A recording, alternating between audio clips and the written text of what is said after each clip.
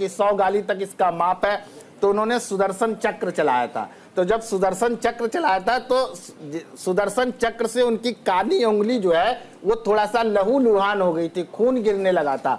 उसी समय द्रौपदी ने देखा कि मेरे भाई के हाथ से खून गिर रहा है, तो वो तनिक भी देर नहीं लगाई, अपनी पल्लू फाड़ी और रक्षा सूत्र के माध्यम से जो है उनके कानी उंगली में वो रक्षा सूत्र बांधी। तो भगवान कृष्ण ने उसी समय कहा था कि द्रौपदी, इसकी दक्षिणा मैं आपको सूद सहित चुकाऊंगा। तो उस समय जब उनका चीरहरण हो रहा था तो वही रक्षा सूत्र जो है उन्होंने उसके चीरहरण को उन्होंने रक्षा और सुरक्षा किया था। और विशेष करके जिनके भी जो इष्ट देवी देवता हैं, हमारे यहाँ पहले विधान है कि अपने भाई की राखी बांधने से पूर्व जो आपके इष्ट देवता हैं, क्योंकि हमारे जो है शास्त्रों में कहा गया है, और आप देखिए राशियों की जो बात करते हैं सबके अलग अलग इष्ट हैं।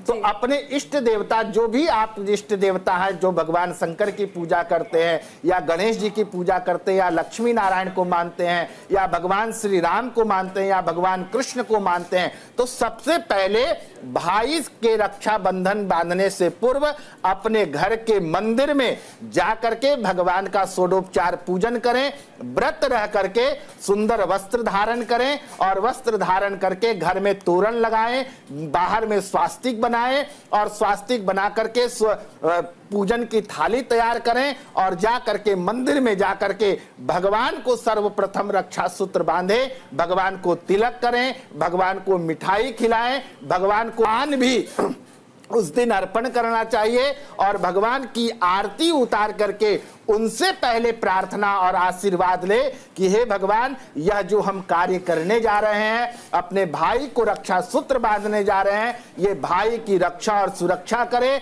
और हम दोनों भाई बहन पूरे साल जीवन में सुख शांति आनंद की प्राप्ति हो, ऐसा और दोनों में अटूट प्रेम हो, ऐसा शुभ आशीर्वाद प्रदान करें। शुभ आशीष लेकर के भगवान नारायण का तब जाकर के अपने भाई को रक्षा सूत्र बांधे।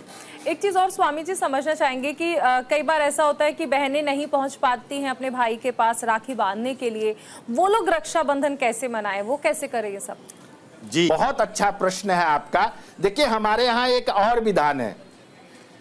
हमारे यहाँ शास्त्रों में बताया गया कि रक्षा सूत्र से भाई बहन ही नहीं बांध सकते, पति पत्नी भी आपस में बांध सकते हैं।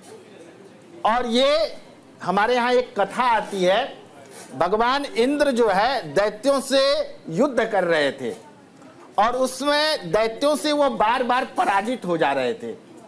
तो उस समय देव गुरु बृहस्पति ने इंद्र को कहा कि जाओ अपनी पत्नी से, इंद्राणी से जो है जाकर के रक्षा सूत्र अपने हाथों में बंधाओ, तब जाकर के दैत्यों पर तुम्हारी विजय की प्राप्ति होगी।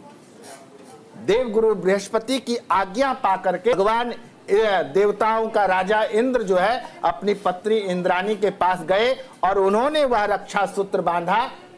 रक्षोहणम बलघनम वैष्णवी करंतम बलगमुत्किरामी। तो वो रक्षा सूत्र को जब इंद्राणी ने इंद्र को बांधा और जब वो दैत्यों के साथ जाकर के युद्ध किया तो वो युद्ध में जो है वो विजय की प्राप्ति हुई। उस समय से भी ये रक्षा सूत्र बांधने का पत्नी भी अपने पति को, जैसे मान लिए बहन ने राखी भेज दिया तो पति भी कर सकते हैं। जी, क्योंकि दोनों, ये रक्षा की बात है तो रक्षा एक पत्नी की पति भी करता है। तो लेकिन ज्यादा महफूज जो होती है, ज्यादा अपने आप को सुरक्षित बहन वो भाई के साथ ही होती है। तो पति अगर बहन नहीं पहुंच पाती है तो पत्नी भी बहन का भेजा हुआ राखी अपने पति के कलाई में बांध सकता है, पहली बात। दूसरी बात, अगर हमारे यहाँ पहले विधान था, जो हमारे यहाँ कुल पुरोहित होते थे, जो हमारे यहाँ ब्राह्मण होते थे, वो घर में जाकर के सबसे पहले यजमानों को राखी बांधते थे। और आज भी गांव में ये प्रथा है, धीरे धीरे ये शहर से लुप्त होती जा रही है, लेकिन गांव में